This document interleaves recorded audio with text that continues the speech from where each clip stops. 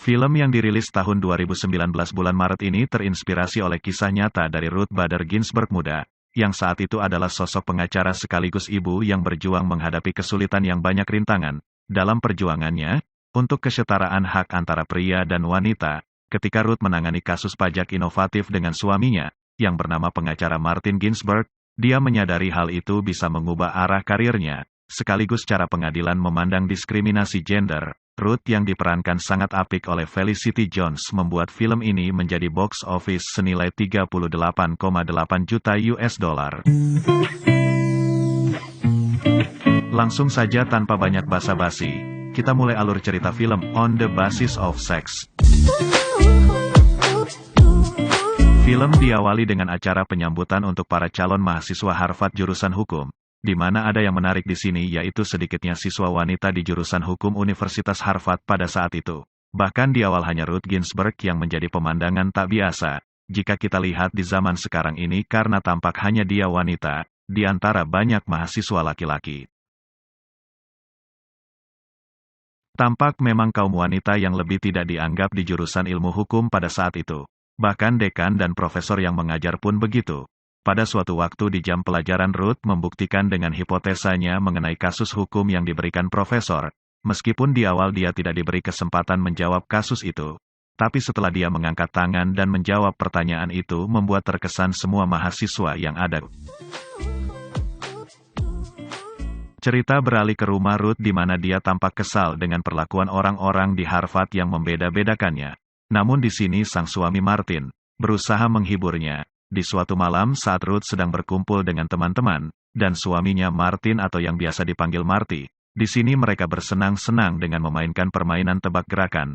Mereka sangat senang pada malam itu, sampai giliran sang suami melakukan gerakan untuk ditebak gerakannya. Akan tetapi belum selesai dia melakukan permainannya, Martin suami Ruth pun terjatuh tiba-tiba dan dilarikan ke rumah sakit. Diketahui ternyata Martin mengidap penyakit kanker testis, yang pada saat itu memiliki kemungkinan sembuh hanya 5%. Di sini Ruth membuktikan kesetiaannya kepada sang suami dengan berjuang, akan terus mendampinginya hingga bisa bertahan dan sampai sembuh. Bahkan suami Ruth harus melakukan banyak operasi untuk bisa membuat Martin bertahan dan sembuh. Ruth pun berjanji kepada sang suami, akan selalu mendampinginya hingga mereka berdua menjadi pengacara. Bahkan Ruth pun harus menggantikan sang suami masuk kelas dan mengerjakan tugas-tugas kuliah suaminya. Ruth pun harus bisa membagi waktu antara kuliahnya sendiri, kuliah suaminya, dan juga menjaga gen anaknya yang masih bayi. Beberapa tahun pun berlalu, sang suami yang mampu bertahan dari sakitnya pun diterima bekerja di sebuah badan usaha hukum terbesar di New York. Ruth yang masih kuliah di Harvard memaksa Ruth untuk pindah ke Universitas Columbia agar tetap bisa berkumpul dengan keluarganya, dengan alasan agar dia bisa tetap menjaga sang suami. Pada tahun 1959, Ruth yang pada akhirnya berhasil lulus di Universitas Harvard dan Columbia sekaligus, membuat dirinya berusaha mencari pekerjaan untuk menjadi seorang pengacara. Karena pada waktu itu perempuan selalu dianggap sebelah mata, dia pun agak kesulitan mencari perusahaan yang mau menerimanya. Bahkan sudah 12 perusahaan lebih yang menolaknya. Perempuan dianggap sebaiknya di rumah dan mengurus rumah tangga saja. Begitulah kira-kira yang terjadi pada saat itu. Gagal menjadi pengacara di perusahaan-perusahaan yang didatanginya. Tapi Ruth tak putus asa hingga akhirnya dia mendapatkan pekerjaan sebagai dosen ilmu hukum di Rutgers, tahun 1970. Bekerja sebagai dosen, Ruth selalu mengajarkan kepada mahasiswa dan mahasiswinya tentang diskriminasi antara wanita dan laki-laki yang terjadi pada saat itu. Suatu malam sang suami menyodorkan kepada Ruth sebuah kasus, di mana ada seorang laki-laki yang memiliki ibu sudah tua dan juga lumpuh.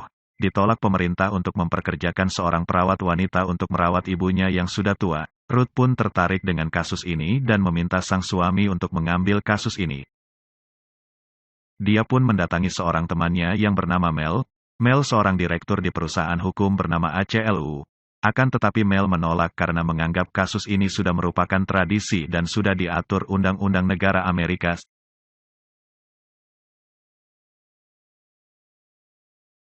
sehingga tidak akan bisa diubah, yang mana seorang wanita bekerja merawat wanita tua dan lumpuh. Tak menyerah sampai di situ, Ruth terbang ke Denver, Colorado untuk menemui Charlie, seorang lelaki tua yang hidupnya digunakan untuk merawat ibunya tersebut. Ia mengungkapkan kepada Ruth alasan dia ingin memperkerjakan seorang perawat untuk menggantikannya menjaga ibunya selama ia bekerja sebagai salesman. Dia dilarang pemerintah, karena pada saat itu menurut peraturan hanya orang yang memiliki istri yang sakit atau meninggal saja yang boleh memperkerjakan seorang wanita untuk merawat ibunya di rumah. Sementara Charlie tidak pernah menikah dan mempunyai seorang istri. Memang sungguh aneh ya untuk kita yang di zaman sekarang jika mendengar peraturan seperti ini. Ruth pun mengerti dan meyakinkan kepada Charlie untuk mau dia bantu. Ruth berencana banding ke pengadilan agar kasusnya ini bisa diperbaiki, dan dia bisa memperkerjakan wanita atau seorang perawat untuk menjaga ibunya. Bahkan Ruth ingin mewakili banding ke pengadilan dengan tanpa biaya alias gratis, selama dia bisa memperjuangkan kesetaraan dan hak-hak wanita. Meskipun awalnya Charlie menolak jika kasusnya dibawa ke pengadilan, akhirnya dengan melihat kesungguhan dan keyakinan Ruth, Charlie pun setuju. Ruth pun pulang ke New York untuk menyiapkan pengadilan tersebut. Suatu ketika saat Ruth dan Jen anaknya berjalan, mereka berdua digoda oleh sekelompok berandalan. Akan tetapi dengan beraninya Jen membentak mereka dan mengatakan kata-kata yang membuat berandalan itu terdiam. Ruth berkata kepada Jen jika membentak para lelaki tidak akan bisa kamu lakukan jika itu 20 tahun yang lalu. Ruth menganggap ini adalah saatnya perubahan untuk negara ini. Jika kesetaraan wanita harus diperjuangkan dan wanita tidak bisa sembarangan dilecehkan oleh pria. Ruth mempelajari kasus Charlie bersama sang suami, Martin. Mereka menganggap bahwa lelaki pun dirugikan dengan stereotip ini, misal mereka tidak bisa menjadi guru, perawat bahkan sekretaris. Setelah awalnya ACLU tidak mendukung Ruth, ACLU merupakan sebuah badan hukum milik teman Ruth. Namun berkat kegigihan Ruth akhirnya Mel, direktur ACLU pun mendukung kasus Charlie dan bersedia memberikan dukungan hukum terhadap tim pengacara Ruth. Di sisi lain tim kuasa hukum Komisaris Penghasilan Internal merencanakan agar permohonan Ruth dan Charlie tidak dikabulkan. Mereka menganggap permohonan banding mereka sangat tidak sesuai dengan undang-undang yang telah ada. Mereka beranggapan wanita memang hanya layak di rumah, mengurus anak, dan rumah tangganya. Mereka tidak ingin wanita dan pria bersaing untuk pekerjaan yang sama. Mereka tidak ingin jika laki-laki mendapat porsi pekerjaan lebih sedikit dibanding wanita. Bahkan mereka khawatir jika nilai upah pekerja laki-laki akan menurun. Untuk mempersiapkan kematangan Ruth saat di persidangan nanti, dia bahkan mengajak 3 teman lamanya untuk menjadi hakim, dan mereka melakukan simulasi persidangan bersama 3 temannya itu. Di sini Ruth tidak sendirian sebagai pengacara, namun ia juga ditemani sang suami.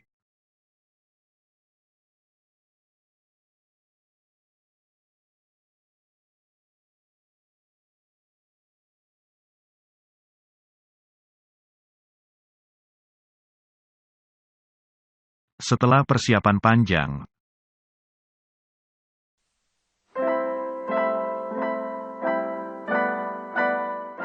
persidangan pun dimulai. Charlie menyapa keluarga Ruth saat datang ke persidangan. Di sana ada suami Ruth, Jen anak Ruth. Persidangan pun dimulai dan diawali dari pernyataan suami Ruth, Martin. Dia memberikan pernyataan bahwa pemerintah mendiskriminasi secara tidak adil terhadap kliennya yaitu Charlie. Lalu dilanjutkan oleh Ruth untuk memberikan pernyataan. Tapi di sini Ruth terlihat gugup dan kesulitan saat menjawab pertanyaan-pertanyaan dari hakim. Sampai-sampai Ruth kehilangan kontrol untuk menjelaskan hipotesanya.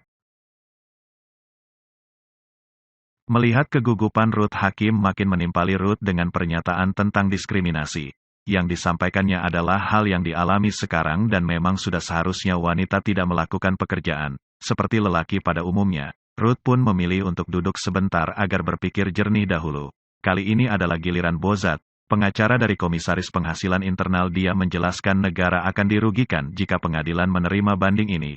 Bahkan dia menyebut jika Charles adalah korban dari Ruth yang memanfaatkan kasusnya untuk mencapai tujuannya sendiri, yaitu perubahan sosial yang radikal. Kali ini giliran suami Ruth untuk berbicara dengan waktu 4 menit untuk menanggapi pengacara Bozat. Akan tetapi Ruth menahan suaminya dan ia berdiri untuk memberikan pernyataannya karena ia sudah merasa tenang sekarang. Perubahan sosial radikal, Ruth pun mulai bercerita.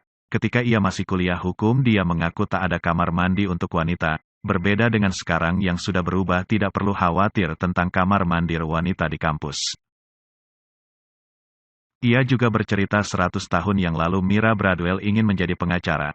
Dia sudah memenuhi persyaratan, namun gagal mengikuti pelatihan karena dia wanita, dan ia berkata ini adalah pertama kalinya seorang meminta keadilan tentang peran wanita untuk pekerjaan merawat seseorang yang sudah tua.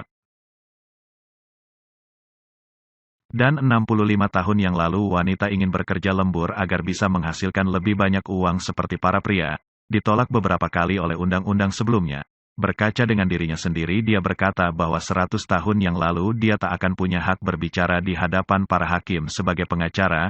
Dia menyebut pada saat itu ada 178 undang-undang yang membedakan manusia berdasarkan jenis kelamin. Hakim yang mendengar pernyataan Ruth, meski waktu berbicaranya telah habis namun hakim memintanya untuk melanjutkan. Ruth menambahkan tujuan utama dari tuntutannya bukan untuk melindungi wanita atau mendiskriminasi melawan pria, namun untuk menyediakan pengasuh memperoleh kesempatan untuk bekerja di luar rumah, dan Ruth pun meminta untuk memperbaiki hukum kesetaraan yang ada saat ini.